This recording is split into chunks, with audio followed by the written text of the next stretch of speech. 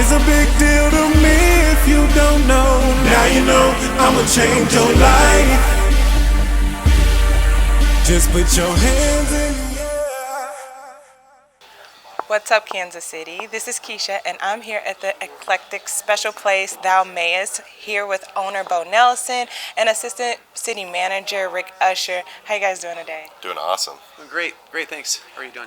I'm doing awesome. So tell us a little bit about this great place you have here. We started roasting about 5 years ago, and I was just having a discussion about this yesterday with another guy in the area here who's kind of doing these incubative things, these companies.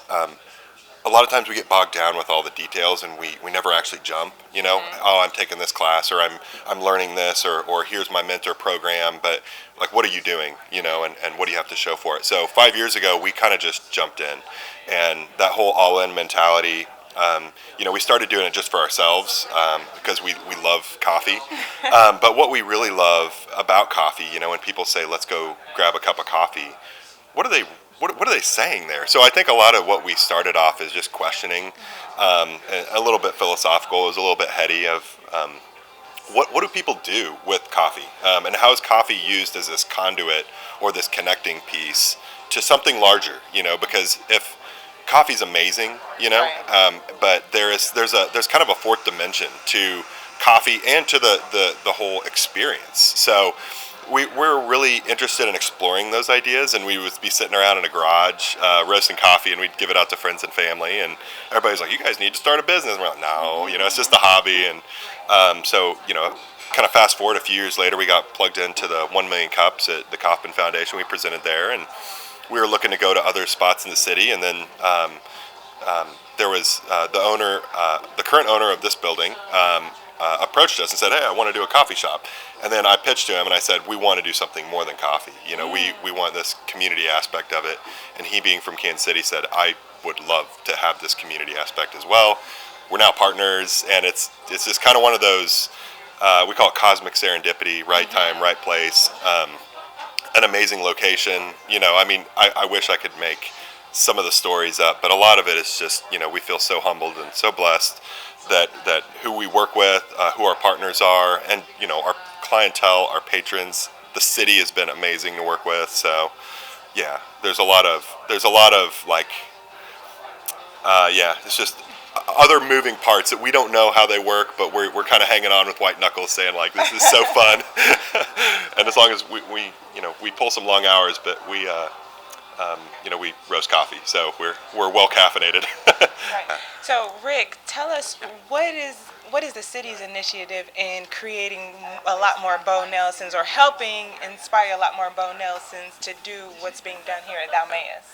Well, what I've been trying to work on in the city's support for the startup entrepreneurial community is to identify locations where this serendipity, like Bo describes, happens. And in the startup community, the phrase collision density is heavily used, and that just means that I might schedule a meeting here with someone, but I'm also going to run into one or two or three other people that either is a new introduction that's going to help me accelerate an idea I'm working on, or check in on something we've been working on, and that energy really happens in coffee shops. So I've been tweeting hashtag coworking, hashtag coffee shops to identify those around the city and around the region. And then as we look at where we are now, East Crossroads, the Crossroads neighborhood really started as an arts district, and now it's really kind of self-defining as an innovation district.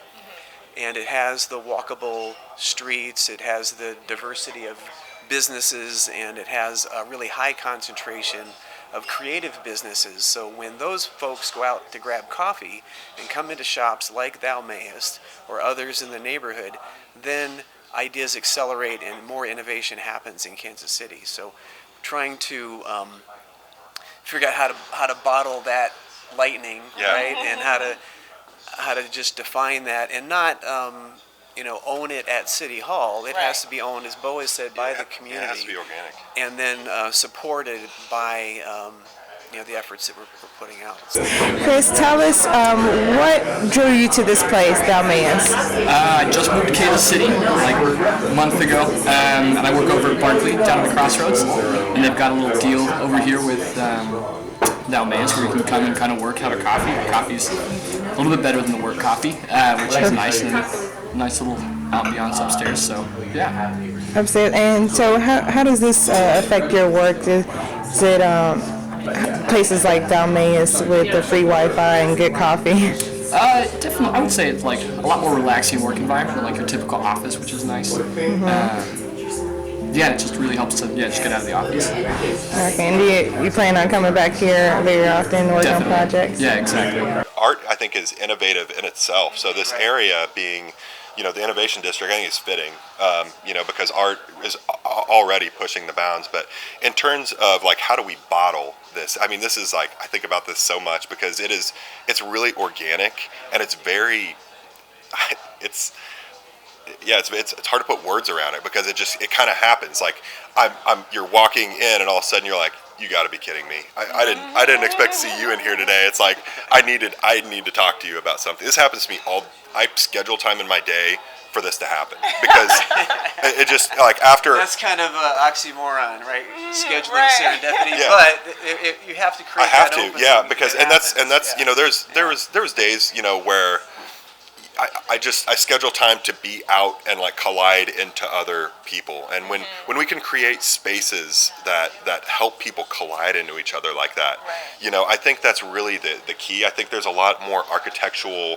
There's design and just whether it's architectural or whether it's just design in general, to be able to get people to run into each other a little bit more, not in like a forceful way, not like it's not an explosion, but it's more of like this gentle nudging. It's like, let's see what happens. Yeah, and and I think with that, it's you never know. I love it when people are sitting next to each other at the bar, and they'll accidentally hit one. Oh, I'm sorry, and then like, hey, what are you working on over there? And then all of a sudden it turns into this like watching this.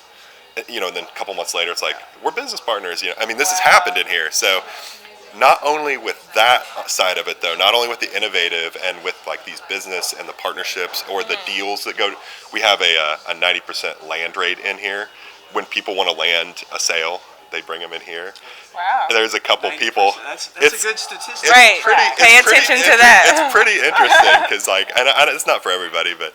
And our Office of Innovation, Kate Garman, Bob Bennett have had urban momentum sessions here. I think the mayor was here for one of those on the Smart City initiatives, on a social innovation center initiative that Kate Garman and the Office of Innovation is working on. So it is a focal point of the community, so those are planned, but still they come back, and so the people that are attracted to that are usually in the more of the doer phase. Not, hey, let's not just sit around and talk about it. Let's get something done.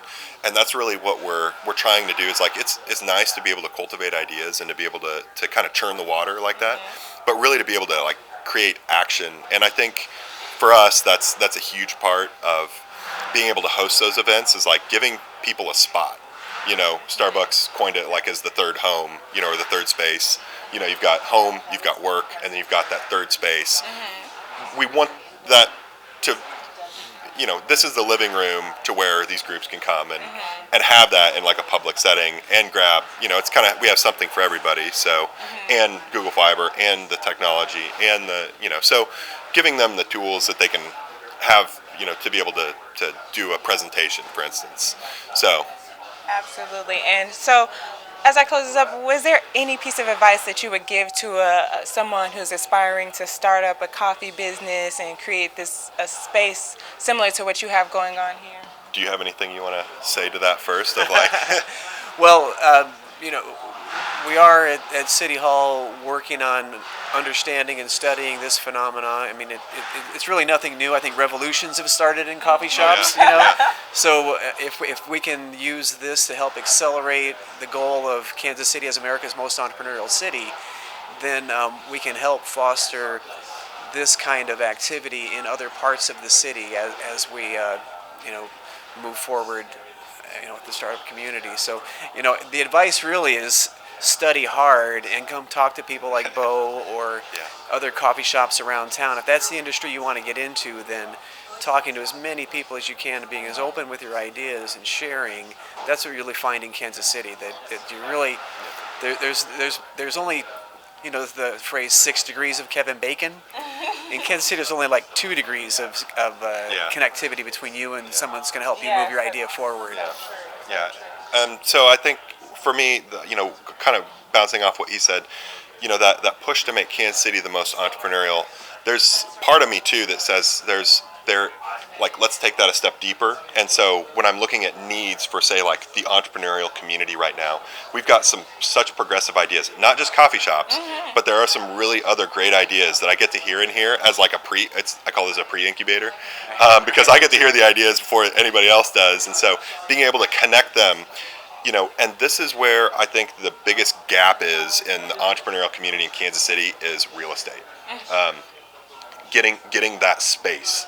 And if somebody was able to open up, hey, I've got a blank canvas space and we're ready to do something, and I have some other synergy and other synergetic businesses that you can get located next to.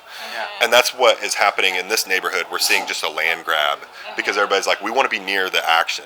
I don't know what the action is, but it's like all these breweries popping up, and then you've got coffee, and now you've got like all these artists and other synergetic businesses. It's like everybody's kind of feeding off that energy. So there are no shortcuts to success.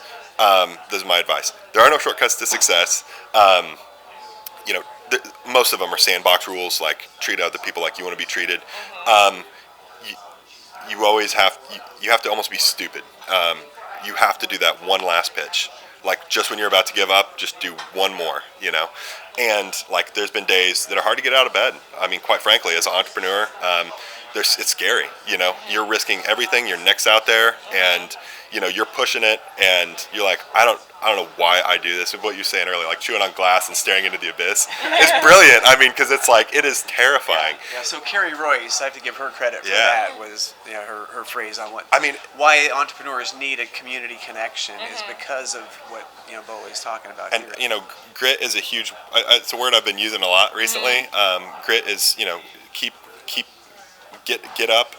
Go find those areas where you can collide into other people, not necessarily people who say yes, people who say no as well, and really push yourself in that regard. And it's the hardest thing, and sometimes you feel like giving up, and sometimes you don't want to get out of bed, but sometimes the easiest thing is like, hey, I'm just going to stumble into the coffee shop and see what happens. And I think a lot of people are surprised with the result that happens when you just get out there and just start colliding. And so ideas that collide and energy that collides, all of a sudden you might have that aha moment instead of laying in bed, scrolling through Facebook. It's like get out there and just start something. So don't be afraid and go all in. Don't hold anything back. Focus on that product. Focus on that service. Put a crown on everybody's head. Sandbox rules. Treat others like you want to be treated. It's not rocket engineering. It's just a lot of hard work. So.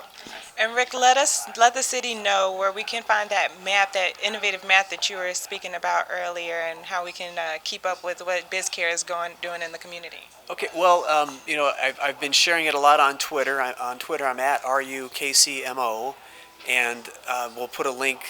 We'll share a link with this, so when you post the story, there'll be a link to the map. But we're using this map to highlight parts of the Kansas City region where innovation is happening, where startup entrepreneurship is happening, where the coffee shops such as this one are located, so that when you are interested in entrepreneurship, you can find and quickly connect to the resources that you need. So, share that information, and I think I gave that earlier a little bit, hashtag Coworking Coffee Shops. So, thank you. Thank you. Again, Assistant City Manager Rick Usher and owner of Mayest, Bo Nelson. Thank you guys so much for help driving the entrepreneurship in Kansas City and being that blueprint that we all need to see it's possible. Yeah, it is possible. All right, thanks guys. What's up, Kansas City? Again, this is Keisha, and remember, to know better is to do better. It's a big deal to me if you don't know. Now you know I'ma change your life. Just put your hands in the air. I'm Ivy TV Bikini Pro Cat Williams, and when I'm not working out in the gym, I'm searching the web on Cascade Media and What's Up Kansas City. So make sure you check them out.